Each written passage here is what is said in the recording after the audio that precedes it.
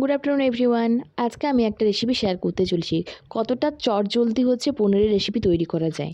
ফার্স্টেই হচ্ছে পনিরগুলো পিস পিস করে কেটে নিয়েছি। দেন একটা জল বসিয়ে দিয়েছি পাত্রে, ফুটে যেতে তারপরে লবণ দিয়ে পনিরগুলো হচ্ছে দিয়ে দিয়েছি। তারপরে 5 মিনিট বাদে জলে রেখে তারপরে পনিরগুলো ঝরিয়ে নিয়েছি। ঠিক আছে, দেন নিয়েছি হচ্ছে পোস্ত ভিজিয়ে রেখেছিলাম। দেন কাঁচা লঙ্কা, তারপরে হচ্ছে এক টুকরো হচ্ছে আদা আর হচ্ছে টমেটো, সবগুলো মিক্সিং জারে নিয়ে তাতে অল্প একটু হচ্ছে টক দই হচ্ছে দিয়ে ভালো করে পেস্ট করে নেব। ও অবশ্যই একটা জিনিস মিক্স করে গেছি, তাতে দিয়েছিলাম হচ্ছে কাজু আর কিশমিশ। দেন কড়াইতে অল্প একটু তেলে জাস্ট মশলাগুলো হচ্ছে ভালো করে নেড়ে নেব।